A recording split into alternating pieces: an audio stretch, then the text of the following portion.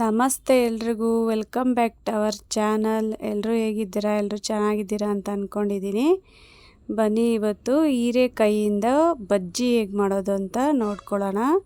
ಎಲ್ರಿಗೂ ಗೊತ್ತೇ ಇರುತ್ತೆ, ಒಬ್ಬೊಬ್ಬರ ಮನೇಲಿ ಒಂದೊಂದು ಥರ ಏನಾದರೂ ಡಿಫ್ರೆಂಟ್ ಇದ್ದೇ ಇರುತ್ತಲ್ಲ. ಅದರಲ್ಲೂ ಈ ಚಳಿಗಾಲದಲ್ಲಂತೂ, ಮಳೆಗಾಲದಲ್ಲಿ ನಮಗೇನಾದರೂ ಈ ಥರ ಬಜ್ಜಿ, ಬೋಂಡ, ವಡೆ ಬೇಕು ಅಂತ ಅನಿಸುತ್ತಲ್ಲ. ಮಕ್ಕಳಿಗೆ ಮಧ್ಯಾಹ್ನ ಅಥವಾ ಸಾಯಂಕಾಲ ಟೀ ಟೈಮ್ಗೆ ತಿನ್ನಬೇಕು ಅನಿಸುತ್ತೆ. ನಾವೇ ಥರ ಮನೆಯಲ್ಲಿ ಸ್ವಲ್ಪ ಕ್ವಾಂಟಿಟಿಯಲ್ಲಾದರೂ ಮಾಡಿಕೊಂಡು ತಿಂದರೆ ನಮಗೊಂಥರ ತೃಪ್ತಿ ಮತ್ತು ಬಾಯಿಗೂ ಖುಷಿ.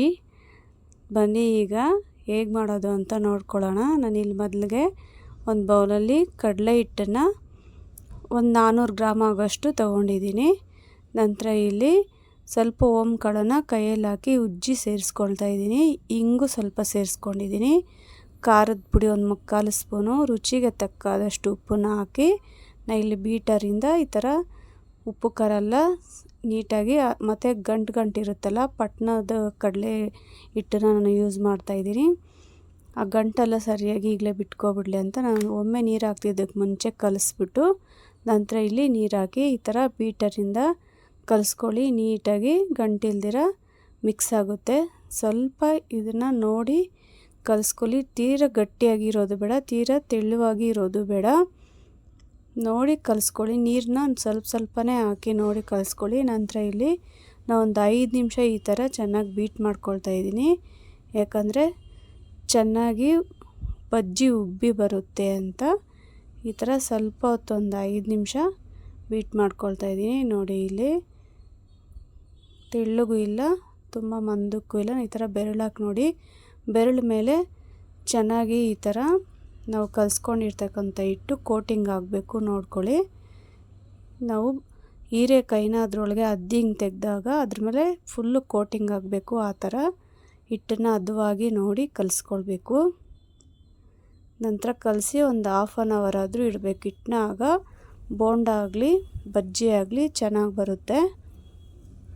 ನಂತರ ನಾನಿಲ್ಲಿ ಹೀರೆಕಾಯಿನ ಅದ್ರ ಮೇಲೆ ಇರ್ತಕ್ಕಂಥ ಗೆರೆನೆಲ್ಲ ನೀಟಾಗಿ ತೆಗೆದು ತೊಳೆದು ಇಟ್ಕೊಂಡಿದ್ದೀನಿ. ಈಗ ಚಾಕುನಿಂದ ಈ ಥರ ನನಗೆ ಎಷ್ಟು ತೆಳ್ಳಗೆ ಬೇಕೋ ಇಲ್ಲ, ಅಥವಾ ನಿಮಗೆ ಎಷ್ಟು ಮಂದಕ್ಕೆ ಬೇಕೋ ಅಷ್ಟು ನೋಡಿ. ಸ್ವಲ್ಪ ಬಜ್ಜಿಗೆಲ್ಲ ತೆಳ್ಳಗಿದ್ರೇ ಚೆನ್ನಾಗಿರುತ್ತೆ. ಈ ಥರ ತೆಳ್ಳಗೆ ಹಚ್ಕೊಳ್ತಾ ಇದ್ದೀನಿ ನಾನು. ನೋಡಿ ಈ ಥರ ತೆಳ್ಳಗೆ ಹಚ್ಕೊಳ್ಳಿ. ಈ ಲಾಸ್ಟ್ ಇರೋದ್ರಲ್ಲೆಲ್ಲ ಸ್ವಲ್ಪ ಅದು ಮಂದ ಇರುತ್ತೆ, ಅದರಿಂದ ಆ ಥರ 2 ಪೀಸ್ ಮಾಡಿ ಹಾಕ್ಕೊಳ್ತಾ ಇದ್ದೀನಿ.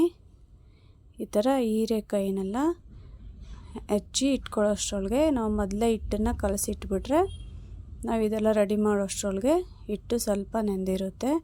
ಈಗ ನಾವು ಕರಿಬೇಕಾದ್ರೇ ಸೋಡಾನ ಹಾಕ್ಕೋಬೇಕು. ನಾನು ಇವಾಗ ಒಂದು 2 ಚಿಟಿಕೆ ಆಗೋಷ್ಟು ಸೋಡಾನ ಯೂಸ್ ಮಾಡಿದ್ದೀನಿ. ಸೋಡಾ ಅಂಗಡಿನಲ್ಲೆಲ್ಲ ಹಾಕಿದಷ್ಟೇನು ಹಾಕೋದೇನು ಬೇಡ.